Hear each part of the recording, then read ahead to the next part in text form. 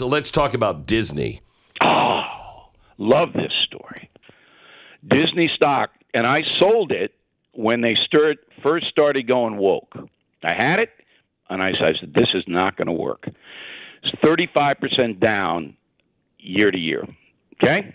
35%. Hit a yearly low yesterday.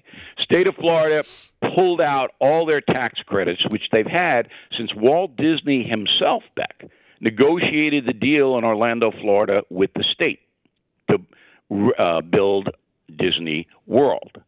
Now, Disney's got to pay all the taxes on that sweetheart deal they had. That's going to cost them tens of millions of dollars. In addition, every traditional family in this country hates Disney. Right? Am I right? No, yeah, you're right. Because they attacked the family. They said, we want your 5-year-old in school to discuss gender identity. That's what Disney is promoting. I mean, this is almost suicidal, is it not? I think it is, but I want to switch. We're going to have to take a quick break, and I want to switch.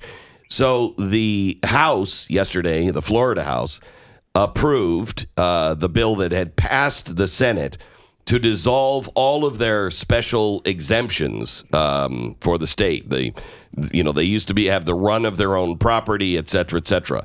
However, this burden of money is now going to also shift to the taxpayers. And I'm wondering how that's going to play out long term. So we'll get your point of view on that coming up in just a second. Bill, we were talking about Disney. And I know how this deal was put together. I know why it was put together. I know why Florida made the deal. However, those days are past. Now, he has just said that Disney no longer can have, their own building inspectors and everything else. However, it appears as though this burden now is going to go on to the taxpayer. And they're saying the county, what county is it? Osceola? 2 of them. Yeah. 2 of them. Orange and Osceola, I believe. Yeah, and they say that this could increase property taxes by 20% beginning next year. That doesn't have to happen, and I'll explain it in a moment. But give me a minute at the end of this segment because I have something interesting to tell you. Okay. Okay, so all the counties have to do where Disney World is to pass local taxes. And you can do that in a variety of different ways. For example, you could have a local 2% tax on parking. So people who park in any Disney facility, which is, in the county, have to pay an extra 2% to the county. You see what I mean? Yeah. So you can make that money up easy. This isn't about the people are not going to get hammered. This is the left-wing propaganda that always happens. Yeah. I know that. I mean, there's no way that Ron DeSantis missed this one. That's just what we're hearing. All they have to do is fly me down there, and I'll give them how you can do your local taxes to make more money than you have now. So nobody has to get taxed. I will tell you, it is going to change the feel of Disney World. When you get off the highway exit for Disney World, it's manicured lawns. The blacktop is black. The stripes on the road, the medians are well maintained. That's because Disney has done it. The state and the county they're not going to do that. They'll maintain it like they do the rest of the county. I don't really care. I know. Because I'm not going to Disney World. I took my kids there, and I don't blame any American for taking their children there. But right now, if you go to Disney World in Orlando, you better bring a lot of money. Yeah. Because a family of 4 spending 3 days there, you're looking at about $5,000. Okay? That's incredible. So they're gouging everyone. And this is what gets me. So they're so woke and they're so noble and they virtue signal this is Disney all day long. Well, poor people can't afford to go into your park. Do you not understand that? Could you not maybe sell discounted tickets, in some way to allow working families to come and enjoy it? Do you have to gouge on every single thing you do? Because that is the reality of Disney. And we're not even talking about what they do in China. Do you realize that Disney Shanghai pumps $5 billion into that corporation a year? You know what they pay their workers in Disney Shanghai? About 80 cents an hour. Okay? I mean, it's just I every time I turn on, and I never, very rarely do, The View, and that's Disney. That's Disney. And I'm going, this is corporation, but the folks have revolted, Beck.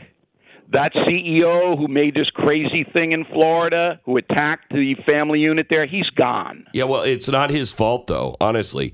He wanted to stay out of all of this stuff. Then he should have. I agree with you. He handled it poorly internally, and he should be gone. But their entire employee roster, it seems, in Burbank, is just nuts. In Burbank, that's what they let these loons in Hollywood, in L.A., run their corporation. That's what, and they do. Yeah. So you get what you deserve. The Disney brand, once the strongest brand in the United States of America, there was no stronger brand, is now destroyed, probably forever. But this shows you the power of the people. And we're going to see it in November with the midterm election, all this woke garbage, all of this progressive nonsense.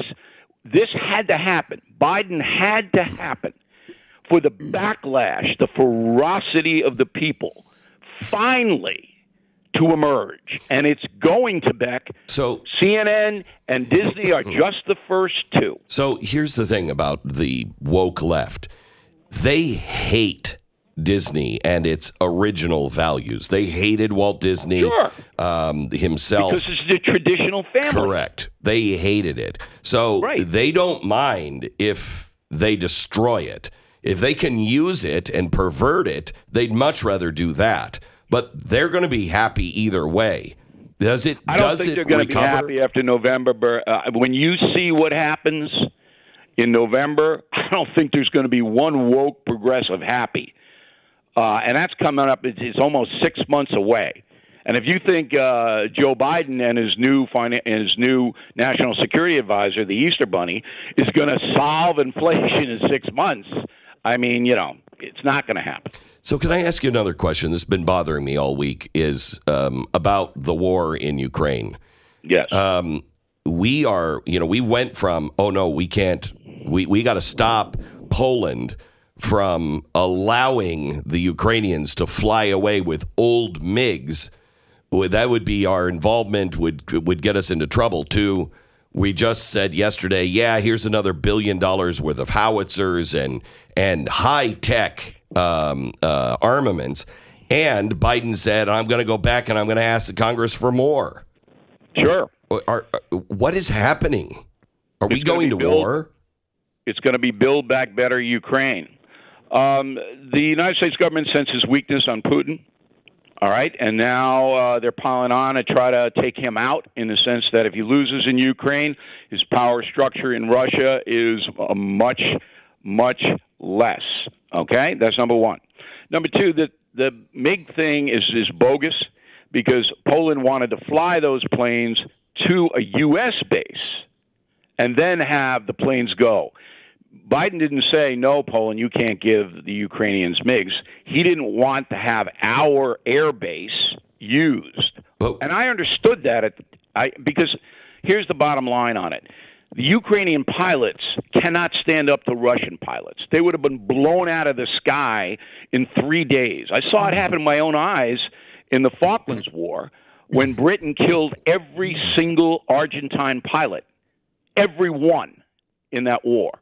Same thing would have happened if the Ukrainians had gone up in an air war against Russia. It's the ground war that the Russians are losing, and they are. And that's why NATO and the United States are now flooding the zone with weapons. I don't see a flaw in the strategy.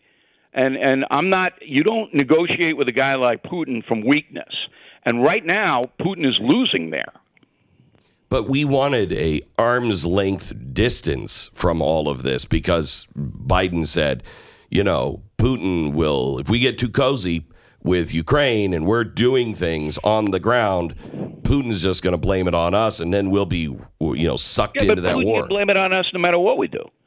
No matter what we do, Putin can blame it on us. Right now, you've got a coalition, NATO and the United States, feeding weaponry into Ukraine so they can defend themselves. I don't see anything wrong with that. Did you see? You know, if you say, well, we don't want to provoke Putin, Putin doesn't need provocation. Putin can say tomorrow, the United States did this to us. They threatened, well, we're going to do this. All right. So, I mean, you're dealing with a guy who just is not a rational guy at this point, and you want to weaken him as much as possible. Did you see I think it's Foreign Policy came out with a video analysis of Putin grabbing onto the table and his puffy throat. They say at best it looks like he's on steroids for his back, but he has seen a cancer specialist 35 times. He may be going through chemo. Do you believe that? He looks terrible. I mean, I haven't seen this guy topless in 6 months, and that's your indication. Yeah.